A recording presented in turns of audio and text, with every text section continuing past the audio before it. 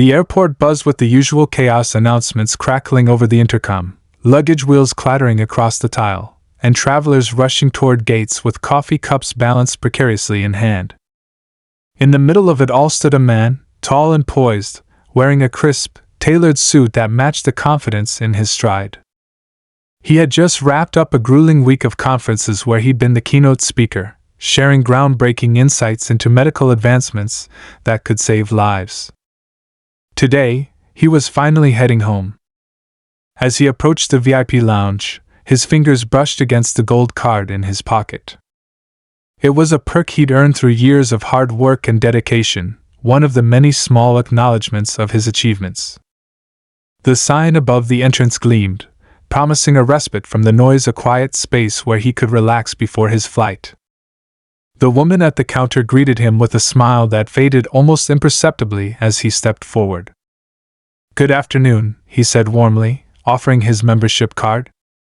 She glanced at it briefly, then at him, and her expression shifted, subtle but undeniable. "I'm sorry, sir," she said, her tone tight. "This lounge is for VIP members only." His brow furrowed slightly. "Yes, I understand," he replied, keeping his voice calm. "This is my membership card." She hesitated, her eyes darting to the line forming behind him. "I'm going to need to check with my supervisor," she said quickly, before stepping away to make a call. He stood there, feeling the weight of curious eyes on him. Some of the other travelers whispered among themselves, while others tried to look busy, avoiding eye contact altogether. A few minutes passed, and the woman returned, her face carefully neutral. "I'm sorry," she said again, louder this time, as if rehearsed. "There seems to be an issue with your card.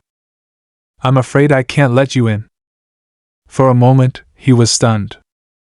He had been in countless lounges across the country, never once encountering a problem. "There must be a mistake," he said, his voice firm but composed. "Can you explain what the issue is?" Her response was clipped, rehearsed. "I can't go into specifics, sir. You'll need to contact customer service." Before he could respond, another traveler brushed past him, an older man in a rumpled blazer.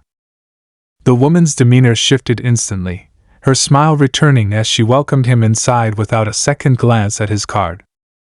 The man watched the exchange, a sinking feeling settling in his chest. He knew that look, that tone, that sudden shift in attitude. It was subtle but not unfamiliar. As he stepped aside to let the line move, his mind raced. Was it just an error? A coincidence? Or was there something deeper at play? His heart pounded with a mix of frustration and disbelief. He'd spent his entire career overcoming obstacles, proving himself in a world that often doubted him. Taking a deep breath, he decided he wouldn't let this go. He glanced at his watch, calculating how much time he had before his flight. There was enough. Determined, he approached the desk again, his voice steady but resolute. "I'd like to speak with the supervisor," he said. The woman hesitated, clearly uncomfortable. "Sir, I've already explained." "I understand," he interrupted gently but firmly. "But I believe I'm entitled to an explanation." Around him, the hum of the airport seemed to fade as the tension grew.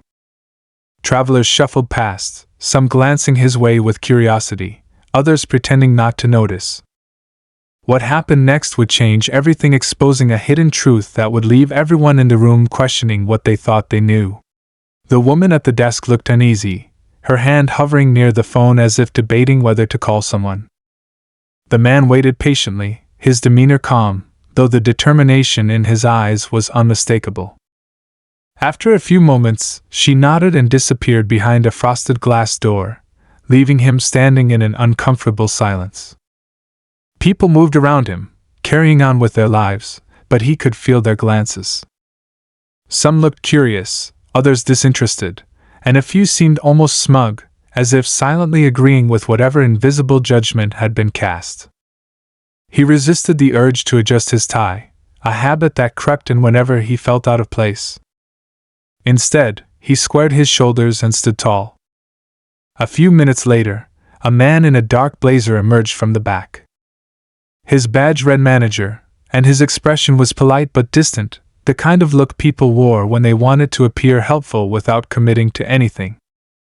"Good afternoon, sir," the manager said, extending a hand. "I understand there's been a misunderstanding." "I hope so," the man replied, shaking his hand firmly. "I'd like to know why my access is being denied. I've used this card at other lounges without any issue." The manager hesitated, glancing at the woman behind the counter, who quickly looked away. "Sometimes our system flags accounts for review," he said vaguely. "It's nothing personal, just a standard procedure." The man raised an eyebrow, his voice measured. "A standard procedure that doesn't seem to apply to everyone. I just watched someone walk in without any issue." The manager's smile tightened. "I assure you, we treat all our guests equally," he said, though his tone lacked conviction.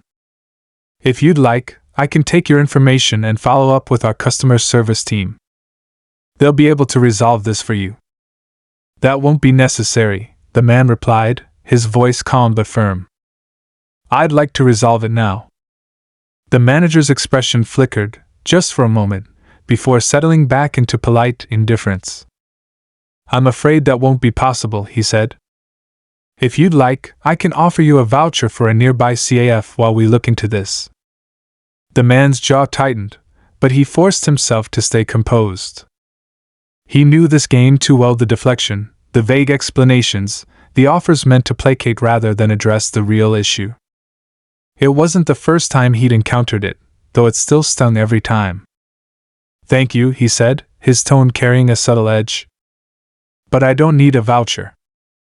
I need to know why my access is being denied. Surely you can check your system and clarify the issue." The manager hesitated again, glancing around as if hoping someone else would intervene. When no one did, he sighed. "I'll see what I can do," he said, motioning for the man to step aside. As the manager and the woman behind the desk conferred in hushed tones, the man took a moment to collect himself. He'd learned long ago that getting angry wouldn't help. Instead, he focused on the facts. His card was valid, his membership was in good standing, and he had every right to be here. But deep down, he couldn't shake the feeling that this wasn't just about a glitch in the system. The looks, the tone, the hesitation, it all felt too familiar. He thought about the countless times he'd walked into rooms where he wasn't expected, wasn't wanted, and had to prove he belonged. His thoughts were interrupted by a soft voice behind him. "Excuse me, sir?" He turned to see a young woman holding a clipboard. She looked nervous, her eyes darting between him and the counter. "I couldn't help but overhear," she said, her voice barely above a whisper. "I work for the airline and, well, this kind of thing happens sometimes." He tilted his head, intrigued. "What do you mean?" She glanced over her shoulder, as if checking to make sure no one was listening. "Sometimes the lounge staff. They make assumptions," she said carefully, "about who should be here. I'm not saying that's what's happening now, but it wouldn't be the first time." Her words hung in the air, unspoken but understood. He nodded slowly, his suspicions hardening into certainty. "Thank you," he said, his voice steady. "I appreciate you telling me."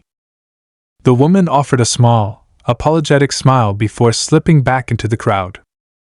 A few moments later, the manager returned, his expression guarded. "I've spoken with our team," he said, his tone carefully neutral. "Unfortunately, I can't override the system's decision at this time. I'll need to escalate this to our corporate office." The man's gaze didn't waver. "And how long will that take?" "It could take a few days," the manager admitted. "I'll make sure they prioritize it." He nodded, though his jaw clenched slightly. "Thank you," he said, his tone polite but firm. "I'll follow up myself." As he turned to leave, he caught a glimpse of the young woman who had spoken to him earlier. She gave him a small nod, a silent acknowledgement of the injustice he had faced. Walking away, he felt a familiar mix of frustration and resolve. This wasn't just about a lounge or a card. It was about something bigger, something that couldn't be ignored. And as he made his way to his gate, he couldn't help but wonder how many others had faced the same invisible barriers, the same quiet judgments, and simply accepted them as way things were. What had started as a minor inconvenience was quickly becoming something much more significant, a moment that would demand action, not just for himself, but for everyone who had ever been made to feel like they didn't belong. This wasn't the end of the story. It was just the beginning. As he reached his gate, the noise of the airport seemed distant, drowned out by the thoughts racing through his mind. He settled into a chair near the window, pulling out his phone. His thumb hovered over the screen as he debated his next move. Should he let it go and chalk it up to a misunderstanding? Or should he dig deeper, knowing full well the emotional toll it might take? He opened his email app and began typing a message to the airline's customer service department. He kept it factual, detailing the interaction at the lounge without letting frustration seep into his words. He reread it twice before hitting send, knowing that the real challenge wasn't in sending the email but in what might come next. As he looked up, he noticed a man a few rows away watching him. Their eyes met briefly, and the man gave a small, almost apologetic smile before quickly looking away. It wasn't the first time he'd seen that look, a mix of awkwardness and pity from someone who had witnessed something they didn't quite know how to handle. The flight was called for boarding, and he joined the line, his thoughts still tangled. The moment in the lounge replayed in his mind, each detail sharper than the last. The woman's hesitation, the manager's vague explanations, the quiet support from the airline employee, they all felt like pieces of a puzzle he couldn't quite put together. As he settled into his seat, he noticed the man from the gate sitting a few rows ahead. Their eyes met again briefly, and this time, the man hesitated before turning around in his seat. "Excuse me," he said quietly. "I don't mean to bother you, but I saw what happened back there." "At the lounge?" The man nodded, curious but wary. "And?" "I just wanted to say. I've seen things like that happen before," the man continued, his voice low. "I work in corporate HR. It's not always blatant, but it's there. The assumptions, the biases." He paused, glancing around to make sure no one was listening. "If you need someone to back you up, someone who can explain how these things happen from the inside, let me know. I'm happy to help." The man blinked, surprised by the offer. "Thank you," he said after a moment. "I'll think about it." The rest of the flight passed in a blur. He tried to focus on the in-flight magazine, but his mind kept wandering back to the lounge. By the time the plane touched down, he had made up his mind. He wasn't going to let this slide. Not this time. Over the next few days, he began piecing together what he could. He reached out to the airline's customer service, pressed for answers, and filed a formal complaint. At first, the responses were slow and generic apologies for the inconvenience, assurances that his concerns were being taken seriously. But as he pushed harder, the tone shifted. He began hearing from people within the airline, employees who had witnessed similar incidents or experienced them firsthand. Some shared stories of subtle discrimination they'd faced while traveling. Others talked about workplace cultures that allowed biases to go unchecked.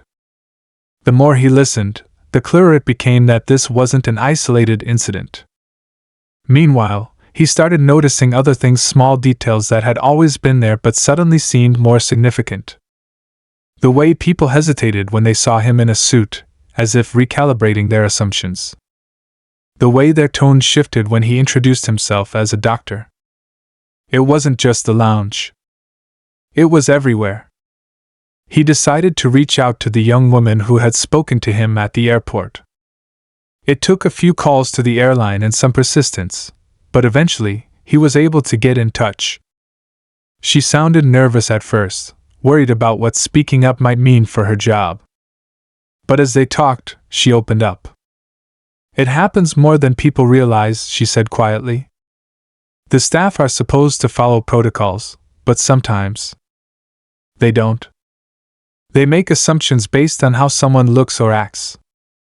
And when people complain, it's easy to write it off as a misunderstanding. Her words only strengthened his resolve. He began documenting everything, every email, every phone call, every conversation. He knew that if he was going to make a case, he needed to be thorough. At the same time, he started hearing from others, friends, colleagues, even strangers who had heard about what happened. Some shared their own stories, while others offered support or advice. It was both heartening and overwhelming, a reminder of how widespread these issues were and how much work there was to do. As the weeks passed, he began to see the outlines of a larger story taking shape. It wasn't just about him or the lounge.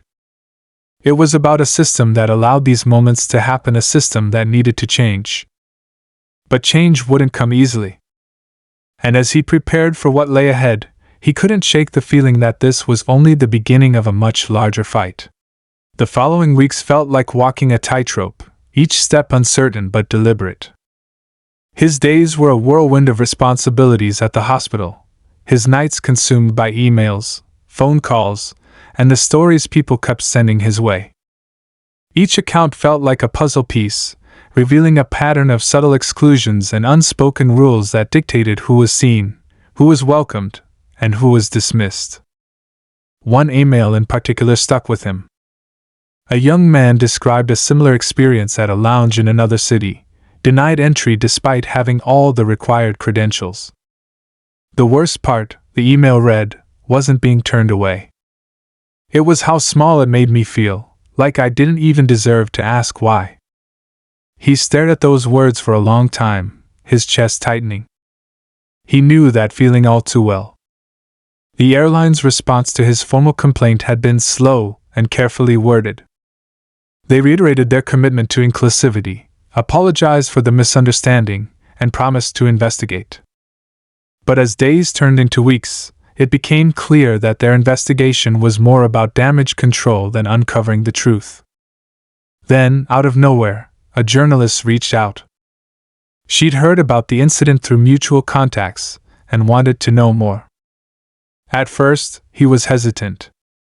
He didn't want this to turn into a spectacle, didn't want his story to be twisted or reduced to a headline. But the journalist seemed sincere, her questions thoughtful and probing. During their conversation, she shared something that made his pulse quicken. "You're not the only one," she said. "I've been looking into similar cases, and there's a pattern. Complaints like yours rarely get resolved. Most people give up after a few vague apologies and empty promises." He felt a surge of anger, sharp and undeniable. It wasn't just about him anymore. It was about every person who had been made to feel invisible, every voice that had been silenced. "If I do this," he said finally, "it has to mean something. It can't just be another story people forget in a week."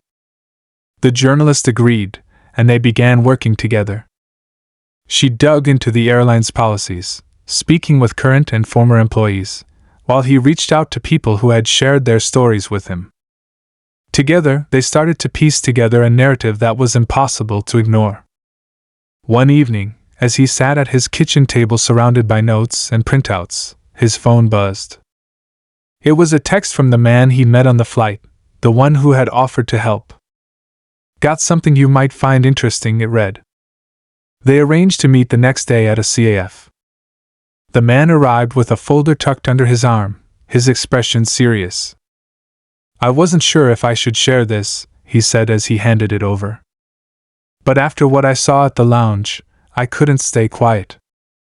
Inside the folder were internal documents from the airline, emails between management and staff discussing customer profiles and maintaining the lounge's image.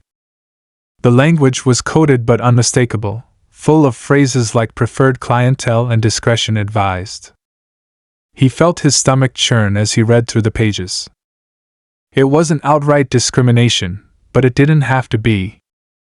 The message was clear: some people were welcome, and others weren't. "This is the kind of thing that doesn't usually see the light of day," the man said quietly. "But if you're serious about pushing back, it might make a difference." He nodded, his mind racing. This was more than he'd hoped for, but it also raised the stakes. If he went public with this, there would be consequences. The airline wouldn't take it lying down, and there was no telling how they might retaliate. That night, he couldn't sleep. He kept thinking about the young man's email, the woman at the lounge, the countless stories people had shared. He thought about his own experiences, the subtle slights and quiet exclusions he'd endured throughout his life. And he thought about what it would mean to take a stand not just for himself, but for everyone who had ever been told, in ways both loud and quiet, that they didn't belong.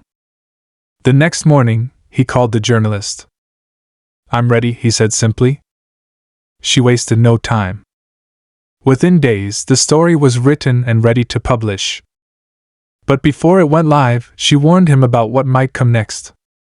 "This won't be easy," she said. "People will push back. They'll try to discredit you, make it seem like you're overreacting or looking for attention." "I know," he replied. "But it's not about me. It's about the bigger picture." When the article finally went live, it hit like a thunderclap. Social media exploded with reactions, some supportive, others dismissive. The airline issued a carefully crafted statement, denying any wrongdoing while promising to review their policies. But the story had struck a nerve, and people weren't letting it go. He found himself at the center of a storm, fielding interview requests and messages from strangers. Some were kind, thanking him for speaking up. Others were angry, accusing him of stirring up trouble. Through it all, he stayed focused on the goal, accountability and change. But as the days passed, the pressure mounted. The airline's PR machine was in overdrive, spinning the story in their favor. Anonymous accounts began posting online, questioning his credibility and painting him as overly sensitive. It was exhausting, but he refused to back down. Then, late one night, he received an email that stopped him cold. The subject line read, "I think you should know this." Inside was a scanned letter, dated years earlier, from an employee who had resigned from the airline. The letter detailed incidents of bias and exclusion within the company, including specific policies that disproportionately affected certain groups. The letter ended with a chilling sentence, "If this isn't addressed, it's only a matter of time before someone speaks out." He stared at the screen, his pulse pounding. This wasn't just about the lounge anymore. This was about a system that had been broken for years, a system that people had tried to fix but been ignored. The tension was almost unbearable, the stakes higher than ever. He knew that what came next would be the tipping point, the moment that would either lead to real change or bury the truth once and for all. The scanned letter burned in his mind, its contents stirring a storm of emotions he couldn't quite settle. He read it again, and then again, each word confirming what he already suspected.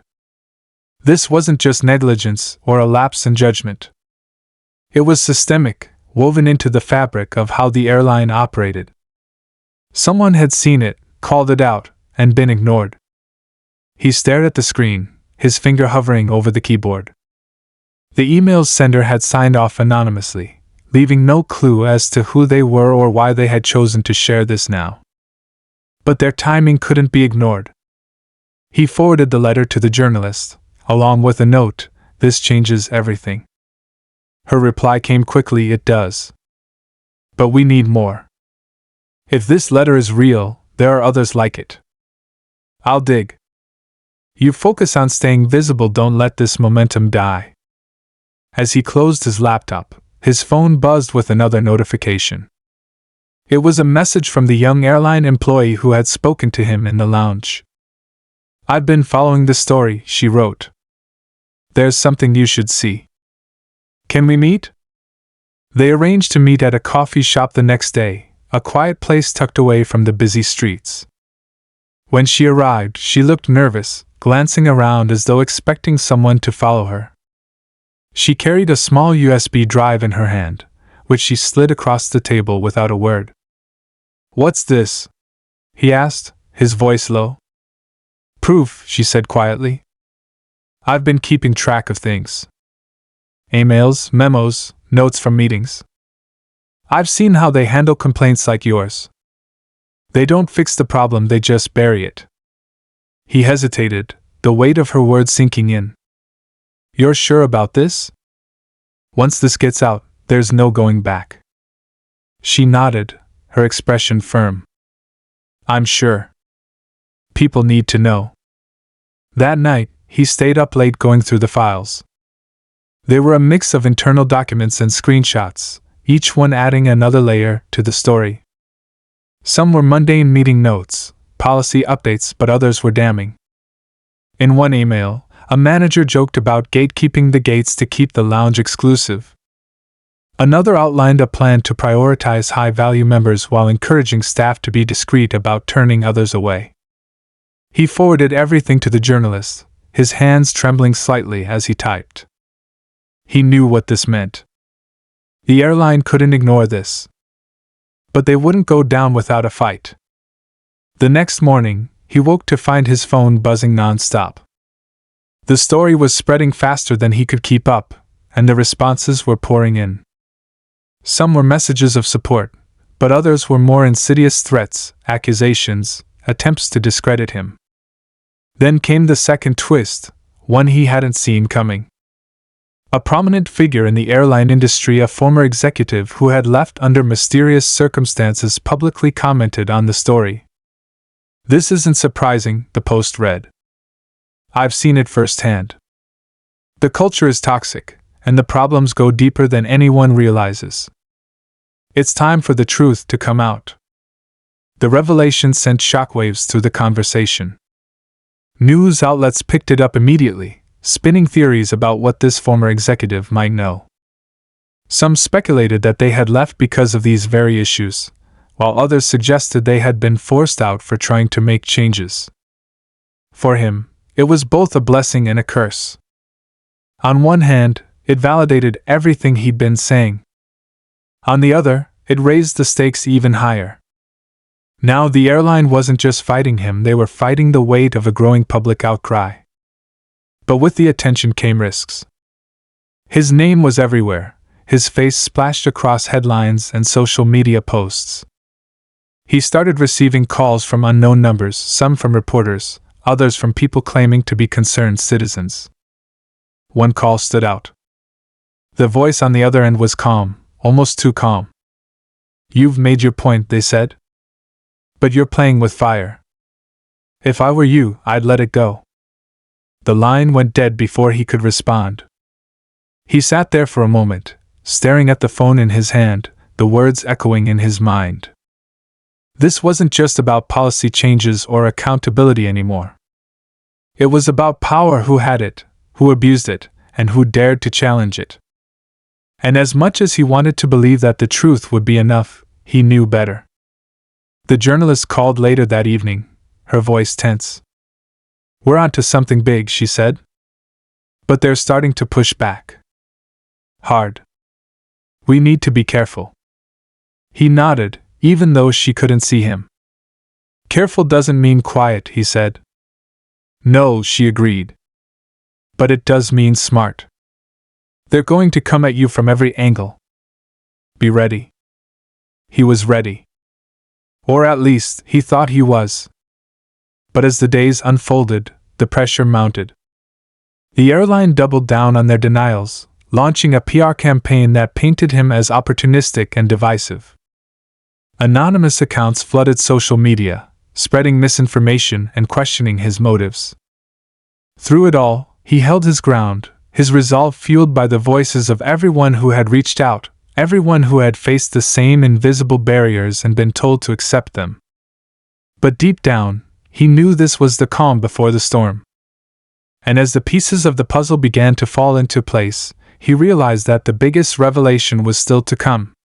The breaking point came during a televised interview. The journalist had arranged it, convincing him it was the best way to address the growing firestorm. Sitting under the bright studio lights, he felt the weight of every word he was about to say. Across from him sat the host, known for her sharp questions and no-nonsense demeanor. The interview started smoothly, focusing on his experience and the evidence that had surfaced. He spoke with measured confidence, careful to stick to the facts. But then the host leaned forward, her eyes narrowing. "There's something we haven't talked about yet," she said, her tone sharper now. "Earlier today, we received an anonymous tip. They sent us this."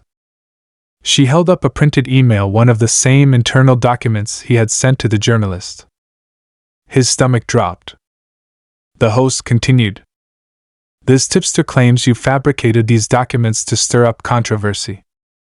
What do you have to say about that?" He felt the air leave his lungs. For a moment, the studio seemed to close in around him, the cameras, the lights, the expectant silence pressing down. He took a breath, steadying himself. "I didn't fabricate anything," he said firmly. "These documents came from multiple sources, current and former employees who trusted me to share their truth. The airline can deny it all they want, but the evidence speaks for itself." The host didn't look convinced, but before she could press further, the journalist's voice broke in from the studio's remote feed. She joined the interview from another location, her expression serious but calm. "We verified the documents," she said, her voice steady. "And just this morning, we obtained something else, something that will make it very difficult for the airline to keep denying this." The screen behind them flickered to life, showing a video clip. The room went silent as the footage played. It showed a corporate meeting, the kind where executives spoke freely, assuming their words wouldn't leave the room. In the video, a senior manager discussed upholding the lounge's image and the importance of subtle discretion when dealing with undesirable clientele. The implications were clear, the tone smug. When the clip ended, the host looked visibly stunned. "Where did this come from?" she asked. The journalist didn't miss a beat. "It came from someone inside the airline, a whistleblower who couldn't stay silent any longer. And there's more. More indeed." Over the next week, the whistleblower came forward publicly, corroborating everything he had said and more. They described a culture of quiet exclusion, where policies were deliberately vague to allow for subjective judgment. It wasn't about enforcing rules, it was about maintaining appearances, often at the expense of fairness. The airline scrambled to respond, issuing yet another statement. This time, the tone was different. They announced an internal investigation, promised to review their practices, and suspended several high-ranking executives pending further inquiry. It was a victory, but one that felt hollow. As the dust began to settle, he found himself reflecting on everything that had happened. The emails, the meetings, the late nights spent piecing together a story that was bigger than he'd ever imagined. It had all led to this moment. But just as he started to feel a sense of closure, something unexpected happened. An older man approached him after a speaking event, his face kind but serious. "I've been following your story," the man said. "You've done a lot of good. But there's something you need to know." He leaned in closer, lowering his voice. "The people at the top? They've known about this for years. And they've been using people like you as scapegoats to keep the real issues hidden." The words hit him like a cold wind. He wanted to ask what the man meant, but before he could, the man slipped a folded piece of paper into his hand and disappeared into the crowd. When he opened it, his heart sank. It was a list of names: executives, lobbyists, even politicians, all with ties to the airline. At the bottom, a single sentence was scrawled in shaky handwriting: "Follow the money." He stared at the paper, the noise of the crowd fading into the background. The story wasn't over. It was only just beginning. 4 days after the encounter with the older man, he couldn't shake the weight of the note. The list of names haunted him, each one representing another layer to a story he thought he'd already uncovered. But now, it was clear this wasn't just about the airline's policies or a few rogue executives. This was about a deeper network of power, one that reached far beyond the confines of a VIP lounge. He debated what to do next. Part of him wanted to dig deeper, to follow the paper trail and expose the whole system. But another part of him was exhausted, the months of fighting, pushing, and speaking out taking their toll. How far could one person really go against a system designed to protect itself? The journalist called him one evening, her voice unusually subdued. "I saw the note," she said. "I've started looking into it, and there's something there. But it's dangerous. These are people with resources, connections. If we keep going, we have to be prepared for what comes next." He sighed, running a hand over his face. "I don't know if I have it in me," he admitted. "I wanted accountability, some kind of change. But this feels bigger than me." "It is bigger than you," she said gently. "But that's why it matters. You don't have to do this alone. We can take it one step at a time, see where it leads." Over the following weeks, they began to piece together a new story, one that traced the lines of influence connecting the airline to lobbying efforts, government contracts, and even charitable initiatives designed to distract from their internal practices. It was slow, careful work, every lead requiring verification. Some doors opened, others slammed shut. Then, out of nowhere, the whistleblower reached out again. They had more information this time, about financial records. The documents were dense, full of coded transactions and shell companies, but the message was clear: profits were being funneled into initiatives designed to maintain the status quo. In one memo, a senior executive described it as protecting our legacy. The revelations were damning, but they also posed a new challenge. How could they present this information in a way that people would understand? The financial web was so complex that it risked losing public interest. And with the airline already under scrutiny, some people were growing fatigued, questioning whether the issue was as serious as it seemed. That was when he made a decision. He couldn't control how people would react, but he could control how the story was told. He reached out to a trusted contact in the tech world, someone who specialized in data visualization. Together, they created an interactive platform that allowed users to explore the connections themselves. Each name, each company, each transaction was laid out like a map, the threads linking them illuminated with a single click. When the platform launched alongside the journalist's next article, it was an instant sensation. People were shocked by what they saw: the sheer scale of the network, the way it operated in plain sight. Social media exploded with discussions, hashtags trending as more and more people joined the conversation. But with the attention came backlash. The airline doubled down on their denials, dismissing the platform as sensationalism.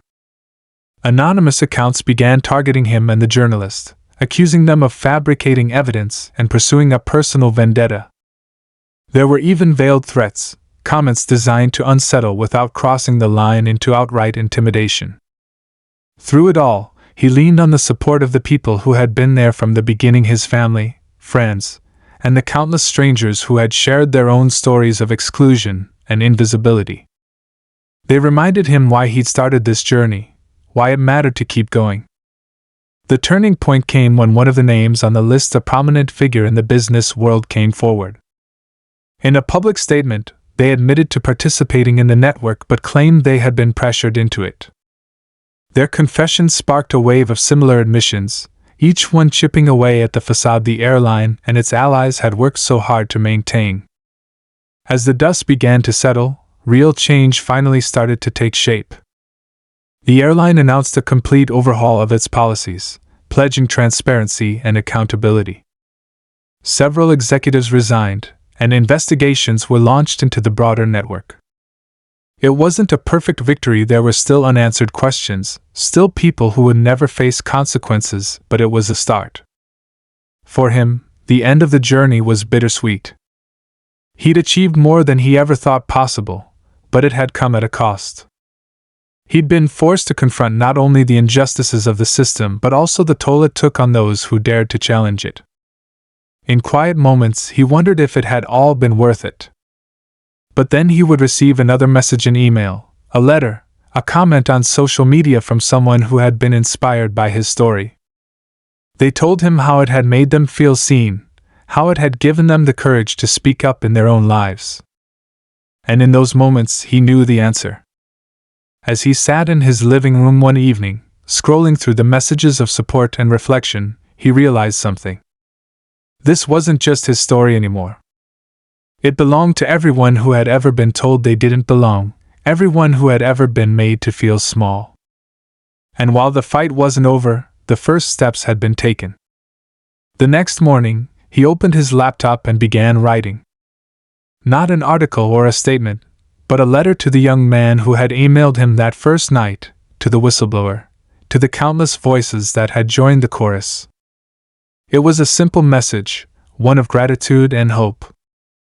This journey has shown me the power of persistence, the strength of community, and the importance of standing up for what's right, he wrote. Together, we've proven that even the most entrenched systems can be challenged. And while there's still work to be done, I believe we've set something in motion that can't be stopped. With that, he hit send, feeling a sense of peace for the first time in months. The battle had been hard, but it had been worth it. And as he looked out the window at the rising sun, he felt ready to face whatever came next.